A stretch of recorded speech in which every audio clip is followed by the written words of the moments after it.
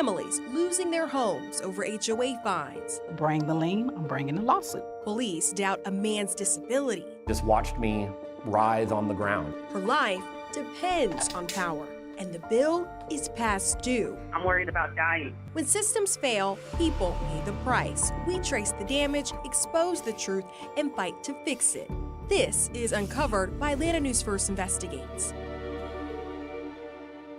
Your homeowners association may have more power over your property than you realize. More than 2 million Georgians live in communities with HOAs.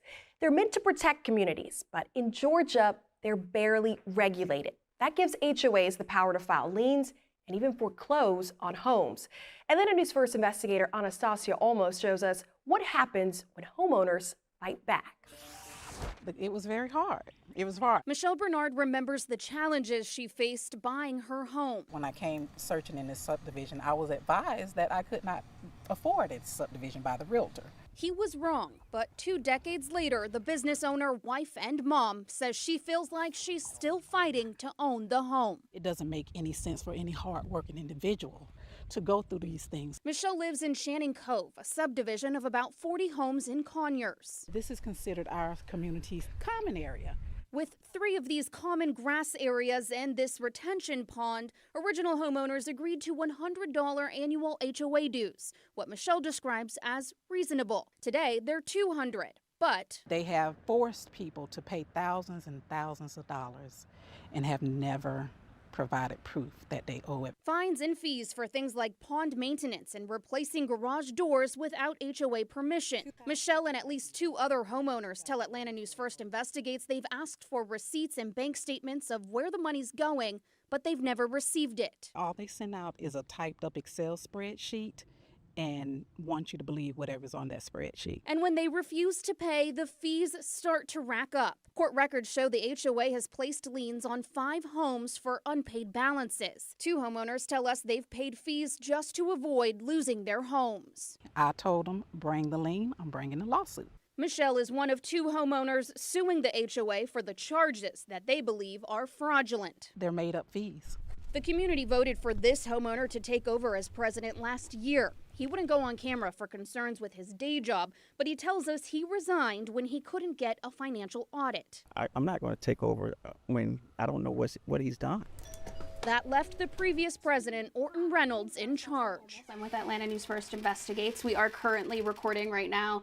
We've received some concerns about the financials with the Homeowners Association, and we wanted to ask you if you're aware of the concerns in the community.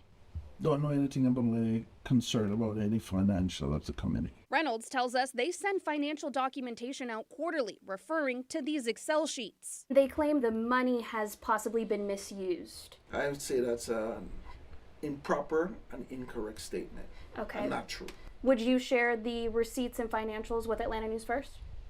Receipts about what? Under Georgia law, homeowners have a right to see all HOA receipts. Georgia has a lot of HOA issues. Real estate attorney Patience Casey Sadie deals with hundreds of HOA cases a year. Fines, fees, and liens top the list of issues. There's no monetary limit. What the law bases on is reasonableness. In Channing Cove, residents question what's reasonable. Just days after we spoke with the president, homeowners received 2 new emailed policies prohibiting them from divulging personal information and making slanderous statements about other property owners. According to the policy, they must write an apology letter within 48 hours of receiving a warning, and if it's against a board member, that's a $1,500 fine. They're trying to force me to settle the lawsuit. Michelle's lien was for less than $3,000, but she says the HOA is offering her a $40,000 settlement, denying most of the allegations. Why would they offer you money?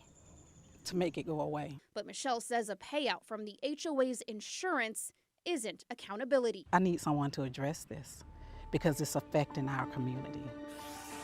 Under Georgia law, homeowners have the right to view financial records. Fines and fees must be reasonable, and major changes to rules require a 2/3 vote. I've got the woman of the hour, Anastassia Olmos. You are so popular because of these HOA stories. This story did numbers, as the kids would say, across social media.